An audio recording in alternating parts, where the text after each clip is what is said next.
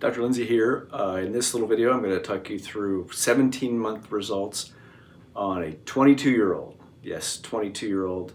I know it's controversial whether you do young people's hair transplants. I've got a bunch of videos that go into that. And in summary, I have people come with their parents because I think they'll less likely make poor decisions if they have somebody who cares for them listen to what I have to say or any other doctor has to say before they proceed. But this I guess he was 20 when we did him. He's from my hometown, and he came in with his grandparents who have raised him. And we had a long discussion about aging hairlines, where to draw the hairline, that he might need another one or two of these down the road, and how long he wanted to keep it, what length he wanted to keep his hair.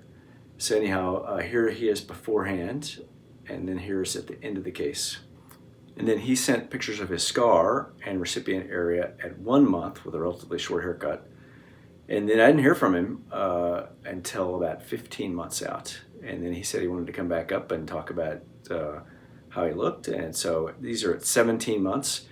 He has now grown his hair relatively long, and I didn't even recognize him when he walked. Neither did Wendy. He looked like a completely different person. Hey, Dr. Lindsey here. I'm here with Steve. How old are you, Steve? I can't remember. 22. 22. So again, this is a long line of young guy patients we do, and you came here 17 months ago looking like this picture up between us. And you came with your grandma, who you live with, and was your granddad here too? Yes. Yeah. And so I'm big on anybody, but particularly younger people coming with a relative so they don't get talked into any kind of nonsense. I think it's easy to sell kids his age or my children's age something that sounds too good. So any kind of bullshit I pulled on you? No. Steve? And your grandmother thought I was reasonably honest, so I guess you guys signed up. And so we did 2,457 grafts on you in March of 2024. And you sent me pictures at about a month, and I never heard from you. And then about 2 weeks ago, you emailed me that you were happy and you wanted to come up and talk about, adding some hair or something someplace. And so I was sitting back in my room when you walked in.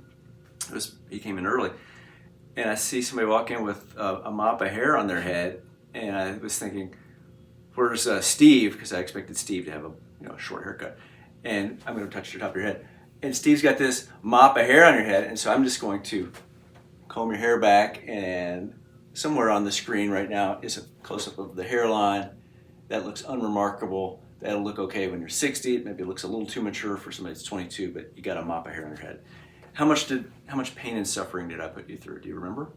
During the procedure, none at all. And how about after the procedure, first couple days? After the procedure, it was mildly uncomfortable, but I would say it was more than, dealable. And you did your cleaning, and I guess you didn't have any trouble. Any trouble you had over the past year, 17 months? No, ever since the initial recovery period, that first week, it's been pretty much smooth sailing. All right, now turn around one time. So here's the back of it. I mean, even if you get a scar as wide as this comb, you'll never see it. But let's take a look at your scar.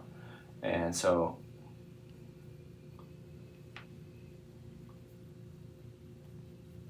well, it's a little harder to find. Let's see, I found it in the other room.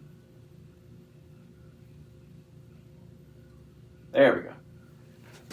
So it's right there. I would guess it's probably my typical Lindsey B+ scar, which is about 1.3 millimeters wide. Anybody ever notice that scar? I'm sure they didn't with that mop of hair, right? Nope, never. Okay, you can turn back around.